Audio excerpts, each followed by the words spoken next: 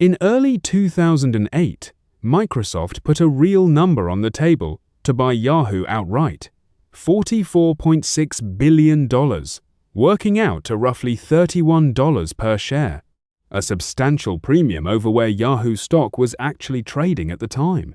Yahoo's board, led by co-founder and then CEO Jerry Yang, said no.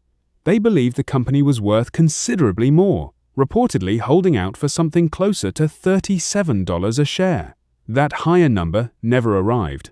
Microsoft walked away from the negotiation entirely rather than keep raising its offer. Yahoo's stock price, instead of climbing toward that higher valuation leadership believed was justified, spent the following years sliding in the opposite direction. By the time Yahoo's core business was finally sold off to Verizon in 2017, the price was roughly $4.83 billion, a small fraction of the offer the board had rejected nearly a decade earlier. This case gets taught constantly in business schools, and it's easy to retell it as a simple story about greed, or hubris, or a board that got the number wrong. That retelling misses the more useful lesson entirely. Yahoo's board wasn't being reckless when they said no. They had real, substantive reasons to believe the company was worth more than Microsoft's offer, grounded in genuine growth projections and Yahoo's competitive positioning at the time. Yahoo still ran one of the most visited websites in the world in 2008. Display advertising was growing. The board wasn't inventing a fantasy out of thin air. The problem was what those growth projections quietly assumed. They assumed Yahoo could keep growing at a healthy pace inside a market that was simultaneously consolidating hard around two other companies: Google, which was steadily eating the search advertising market that had once been genuinely competitive, and soon after, Facebook, which was about to redefine what social and display advertising even meant. Yahoo's internal growth story required the competitive landscape to stay roughly where it already was. It didn't. The rejected offer felt insulting relative to where leadership sincerely believed the company was headed.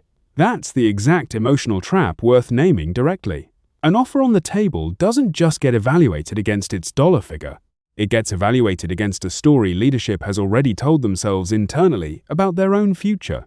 When that internal story is optimistic enough, almost any external offer starts to feel like an insult rather than a genuine opportunity worth taking seriously. Hindsight makes Yahoo's decision look, obviously, almost embarrassingly wrong. But the harder, more useful lesson here isn't really about that one specific number, $44.6 billion, versus whatever higher figure leadership was chasing. It's about the process by which leadership evaluated the offer in the first place. The board weighted their own internal growth narrative extremely heavily, treating Microsoft's acquisition offer as little more than a floor to negotiate upward from, rather than seriously stress testing whether their own optimistic internal projections were actually realistic against a rapidly shifting competitive market. Nobody on the board sat down and asked, with real rigor, what specifically would have to remain true in the external market for Yahoo's internal growth story to actually play out as projected. If they had asked that question honestly, the answer, that Google's search dominance and the coming rise of social advertising would both have to somehow stall out, would have looked considerably shakier than it apparently did in the boardroom at the time. The fallout from the rejected deal didn't stay quiet either. Activist investor Carl Icahn, watching Yahoo's stock continue sliding after the failed negotiation, launched a public proxy fight later that same year specifically over the board's decision to walk away from Microsoft's offer, arguing shareholders had been badly served by the rejection. That fight ended in a settlement that added several Icahn-aligned directors to Yahoo's board, a direct, visible consequence of the original decision that played out in public for years afterward. Not a quiet footnote.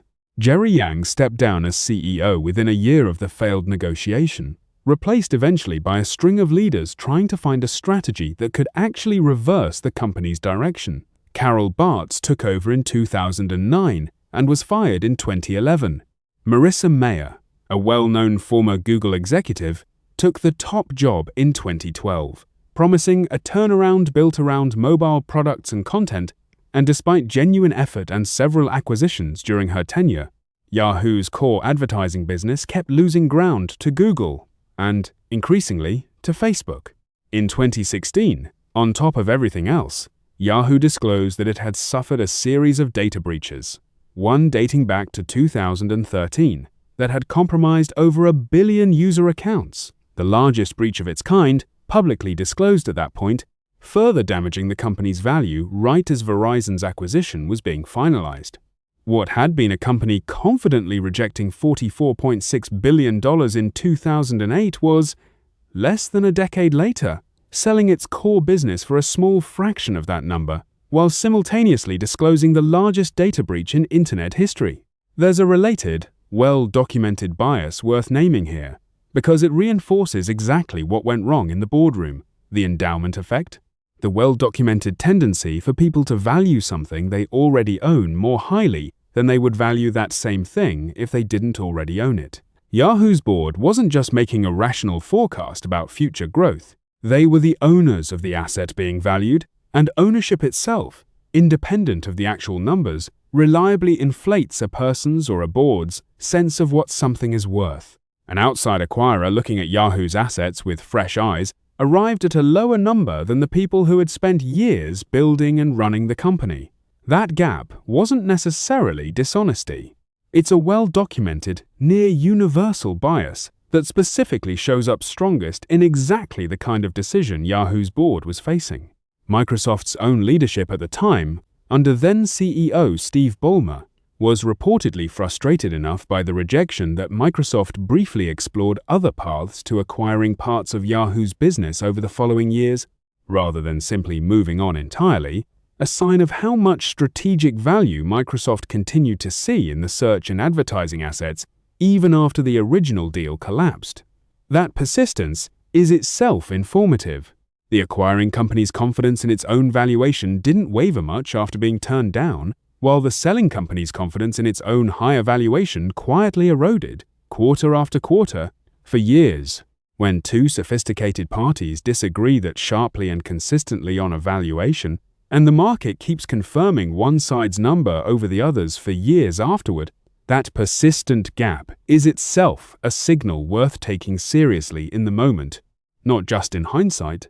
There's a practical process fix worth pulling out of this case for any leadership team facing a similar decision. Before rejecting a concrete offer in favor of an internal growth story, put a specific, falsifiable number on that story, not just optimism. Yahoo's board could have asked, and answered honestly, questions like, what specific market share does our own forecast assume we hold in 3 years? And how does that compare to what Google and the emerging social advertising players are already doing in the market today? Answered honestly and specifically, rather than in the vague, confident terms internal growth narratives usually get discussed in, that exercise would have surfaced the exact risk that materialized over the following decade, before the decision was locked in, rather than after. There's a well-known economic concept from the world of competitive bidding worth mentioning here too, even though it points in a slightly different direction. The winner's curse, the finding from auction theory that whoever wins a competitive bidding process for an asset of uncertain value has very often overpaid relative to that asset's true worth, precisely because winning requires having the single most optimistic valuation among all the bidders in the room. Yahoo's situation was structurally the mirror image of the winner's curse. Yahoo was the seller with the single most optimistic valuation of its own asset, refusing to sell at a price every other party, including a sophisticated acquirer with its own team of analysts, considered generous. When you find yourself holding the most optimistic number in a room full of otherwise sophisticated, informed people on either side of a deal, that gap itself deserves scrutiny rather than confidence, because being the outlier valuation in a room of experts is far more often a warning sign than a sign of unique insight. This pattern surfaces again and again outside of Yahoo specifically. Founders and boards holding out for a higher acquisition price. Homeowners overpricing a house relative to every comparable sale nearby. Executives refusing to sell an underperforming division because internal projections assume a turnaround the market data doesn't support, are all running the same basic play, trusting an internal story over an external concrete number precisely at the moment when that internal story is most convenient to believe. It's worth adding one more layer to the Yahoo story that rarely makes it into the shorter, punchier version of this cautionary tale. The board's rejection wasn't a single, isolated decision made in one afternoon. Negotiations stretched across weeks, with Microsoft's offer moving from an initial approach to a firmer bid, and Yahoo's leadership repeatedly signaling that a higher number could close the deal without ever committing to a specific figure Microsoft could simply meet. That pattern, an open-ended request for more without a concrete number attached, is its own recognizable failure mode in negotiation, sometimes described as moving the goalposts, where the party being asked to raise their offer can never actually know what number would end the negotiation, because the other side hasn't forced themselves to commit to one either. A leadership team that cannot articulate its own walkaway number in specific terms before a negotiation begins is often discovering that number for the first time in real time, under public pressure, which is close to the worst possible moment to be discovering it. What makes this whole episode worth returning to years later isn't the size of the number Yahoo turned down, striking as it is. It's how ordinary and reasonable the board's internal reasoning sounded at every individual step along the way, right up until the market spent the next decade proving each of those individually reasonable steps wrong in sequence. This case is also a useful reminder that hindsight makes every rejected offer look foolish in retrospect, and that's exactly why the discipline matters more at the moment of the decision than after. Plenty of boards reject acquisition offers and go on to be proven right, building far more value independently than the rejected offer would have delivered. None of this means every board that rejects a big offer is making the same mistake Yahoo made. Yahoo's board wasn't wrong simply because they said no to a number. They were wrong because the internal story justifying that no was never seriously stress-tested against the specific, nameable risks already visible in the market at the time, risks that a rigorous, skeptical internal review process would have surfaced honestly, rather than waved away with optimism. The lesson isn't never trust your own forecast over an outside offer. It's never trust your own forecast over an outside offer without first forcing that forecast through the same skeptical scrutiny you'd apply to anyone else's numbers, especially when the forecast in question happens to be the one that lets you avoid an uncomfortable final decision today. That scrutiny is uncomfortable, specifically because it's the board's own story being examined, not a competitor's, and there's a natural, very human reluctance to apply the same rigor to your own optimistic case that you'd instinctively apply to someone else's. Building a genuine, structured process for challenging your own team's internal projections before a major decision, not just after it's already gone wrong, is a small, deliberately uncomfortable habit. And it's exactly the habit Yahoo's board didn't have in early 2008, at the one moment in the company's history when having it would have mattered most. Almost every leadership team believes it already does this well, sincerely, without any intent to deceive themselves or anyone else in the room. Almost none of them, examined honestly and without flattering themselves in the retelling, actually apply that same rigor before a big decision gets locked in, the same rigor they so readily apply afterward, once the decision has already visibly failed, and the hindsight, unlike the courage it would have taken to use it earlier, has finally become completely free of any real cost. A number this large, rejected this confidently, then vindicated this thoroughly by a decade of market reality, doesn't happen often. When it does, the value isn't in retelling the number for shock value. It's in sitting with the specific, ordinary reasoning that produced it, and noticing how easily that same reasoning could show up again, quietly, inside a much smaller decision on your own desk this year, wearing none of the drama that made the original story worth telling in the first place, and asking for none of your attention until it's already far too late to matter. Here's the mechanism worth generalizing well past this one specific company. Every leadership team that holds out for a better deal than what's currently on the table is implicitly making a bet that their own internal forecast of the future is more accurate than the market's current, concrete price. Sometimes that bet is genuinely correct. Companies do walk away from offers and go on to be worth dramatically more later. That happens too, and it's the reason boards don't simply accept every offer that comes in the door, but the bet is only as good as how honestly it gets examined before the decision gets made. It's worth asking, explicitly and skeptically, out loud, in the room, whether your own growth story is actually load-bearing enough to justify walking away from a concrete number already sitting on the table before you do it, not after the number is gone and the market has already moved on without you. What makes the Yahoo case particularly worth studying isn't that the board was foolish.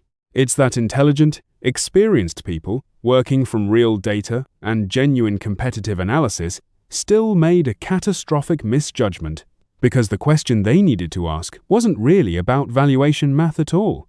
It was about whether their own internal story deserved the confidence they were implicitly placing in it by turning down a specific, concrete, already negotiated number.